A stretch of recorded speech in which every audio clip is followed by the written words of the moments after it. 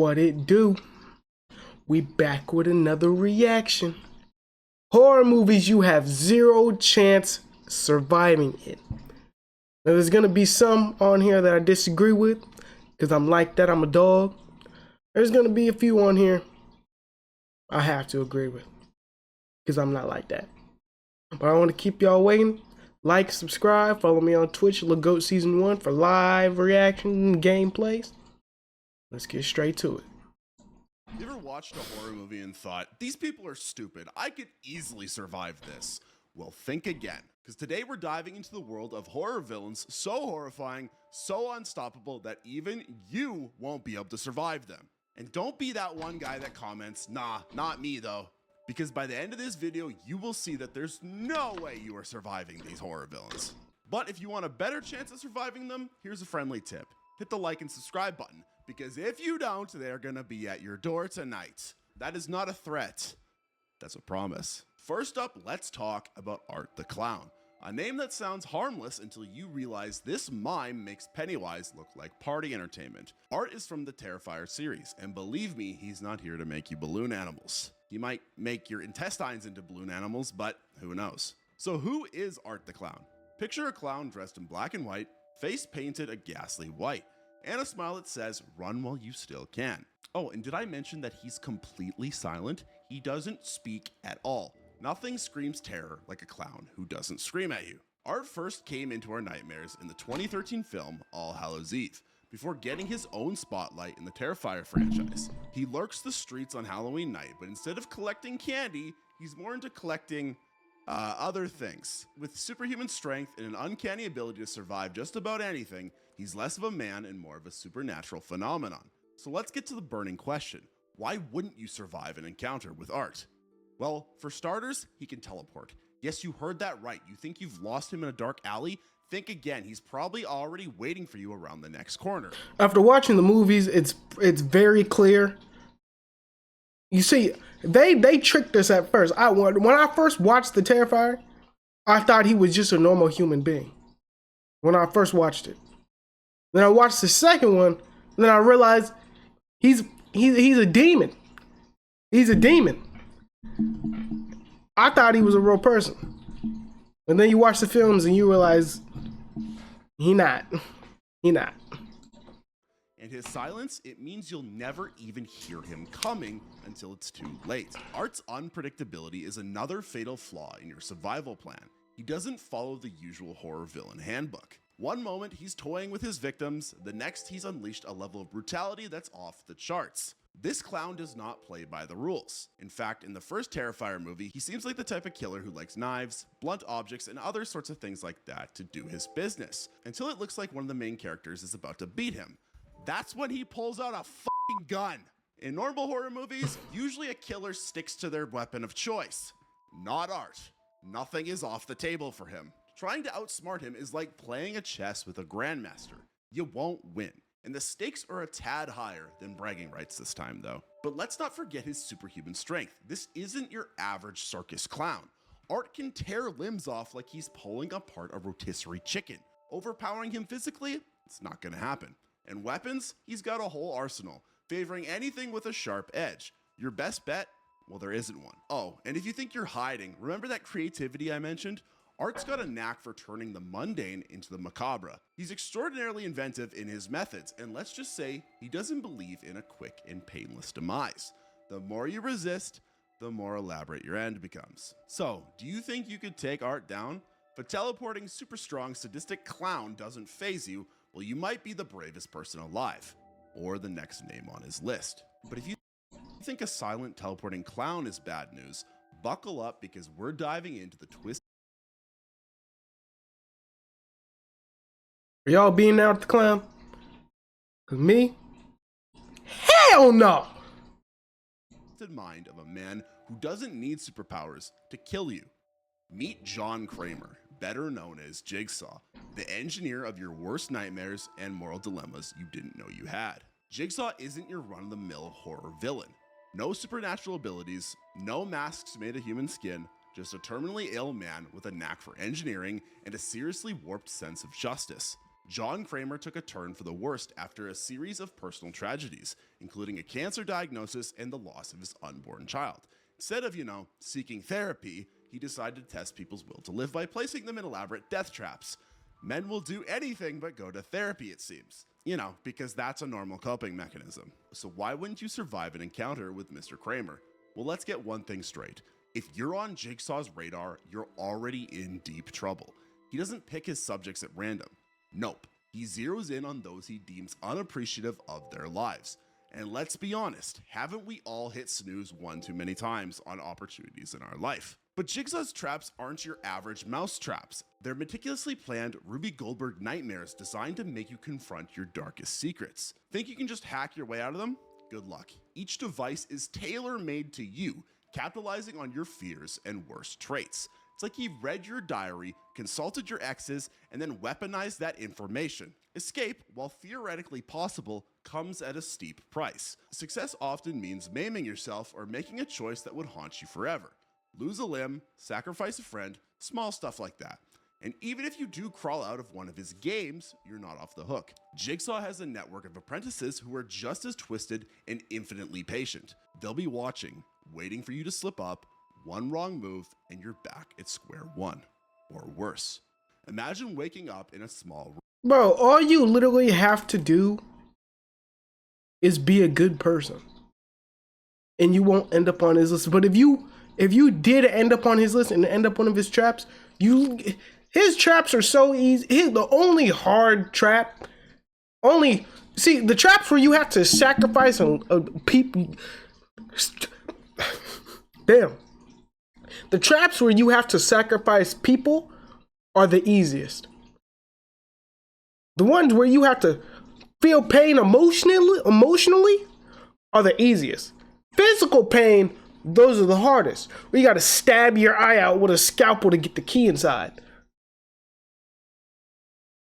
But the thing about Jigsaw, he plays you. Sure, you stab your key out or you stab your eye out with a scalpel in GTA, get the key out, but it's the wrong key. And in reality, you poked the wrong eye. It was the left eye. And not the right. So he put two keys behind your eyes somehow. And you have to take both your eyes out because you picked the wrong key the first time. That's how we get you. And that's why I could not defeat Jigsaw. I could defeat John Kramer, but I cannot defeat his traps. His apprentices are easy to beat. He is easy to beat, but the traps are not. Room. The smell of lust and fear thicken the air. A creepy puppet rolls in on a tricycle and delivers the message. I want to play a game. Spoiler alert, it's not f***ing Monopoly. The rules are simple yet horrifyingly complex, designed to break you physically and mentally. The clock is ticking, and every second brings you closer to an end you can't predict. But here's the kicker. Jigsaw doesn't see himself as a villain. In his mind, he's offering you a chance at redemption, a renewed appreciation for your life. All you have to do is survive his twisted obstacle course of doom. No biggie, right? Now, if you're psychotic, you might be saying to yourself right now, nah, not me. I would easily get through the Saw movies. Well, consider this. Jigsaw anticipates your every move. He's 3 steps ahead, having planned for every possible escape route you might consider. And let's not ignore the moral dilemma you're tossed into. Jigsaw loves a good ethical dilemma, forcing you to make choices that pit your survival against your conscience. It's a lose-lose situation, and he is fully aware of that. So unless you're a saint with nerves of steel and a genius-level IQ, the odds aren't in your favor. So next time you think about cutting corners or screwing over a friend of yours or even keeping secrets tucked away, just remember, Jigsaw is watching. And trust me, you don't want to play a game of Monopoly with him. But if you thought you could survive Saw, wait until you can't even trust the very people around you, or even yourself.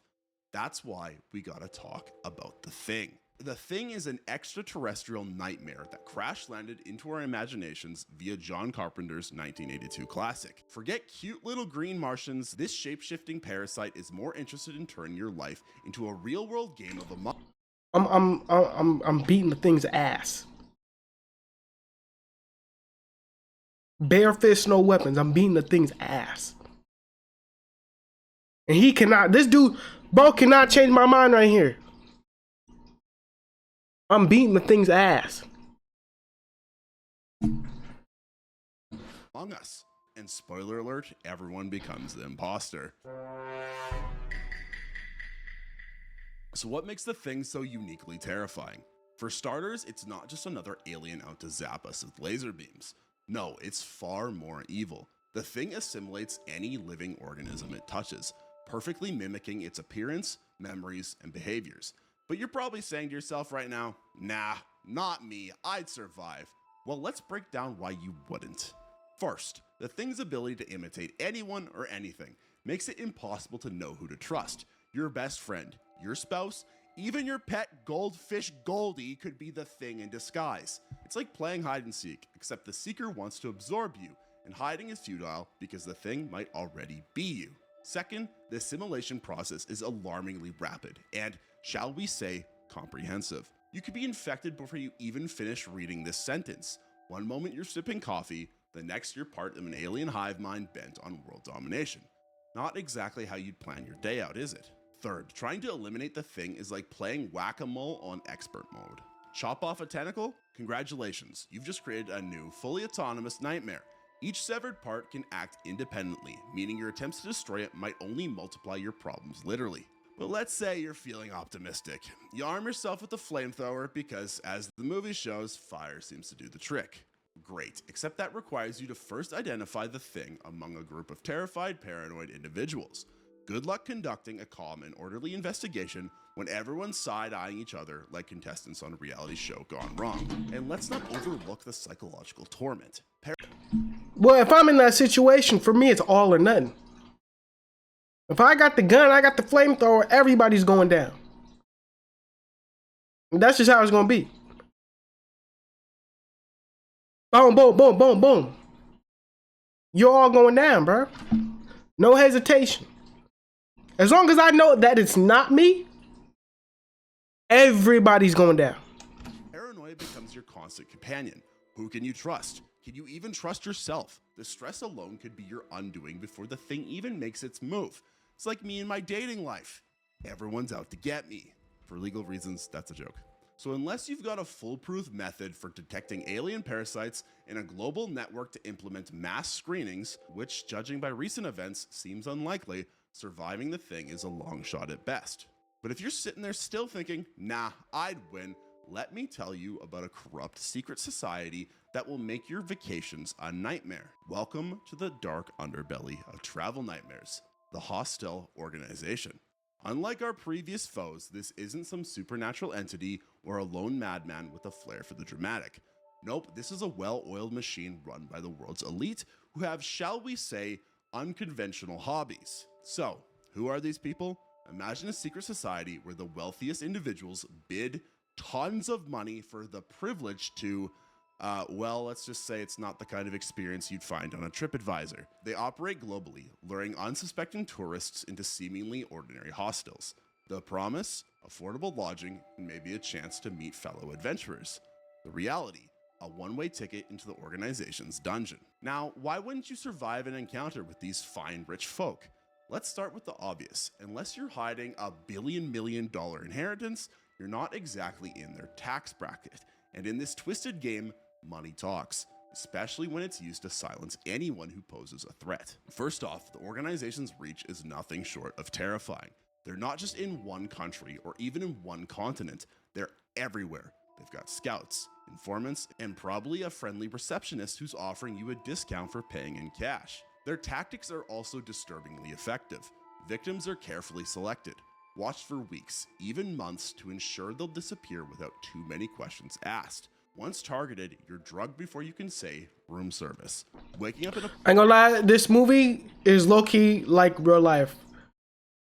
But the only difference is the elites, they'll take out They'll take out the people who could be more successful than them. Like, you ever heard the guy that that was able to make cars run on water? He disappeared. The so-called one who found the cure for cancer, he went silent. Those are the elites taking them out. Because with the cure for cancer, the elites don't make no more money. I'm sure we've been found a cure for cancer, but nobody wants to release it. Because you know how much money that would cost the governments? You know how much money cars running on water would cost the governments? If cars ran on water, dog, that would be one of the best things ever happen. But it is what it is. But I'm gonna tell you right now, I'm beating their ass. They're not catching me slipping. Okay? They're not catching me slipping. And I'm gonna tell you this right now. Any elites out there, y'all think you catching me slipping? You could try it. You could try it. But you ain't gonna succeed. Alright? Just remember I said that. Place where the term all-inclusive takes on a horrifying new meaning. So, if you don't have a ton of friends and nobody is interested in your social life, you're the #1 target. But let's just say you're resourceful. Maybe you've seen a few action movies, know a bit of self-defense. Admiral, but remember, you're up against clients who pay top dollar for the experience. These aren't amateurs. They're people who can afford the best and most secure facilities to ensure nothing interrupts their little adventure. Escape?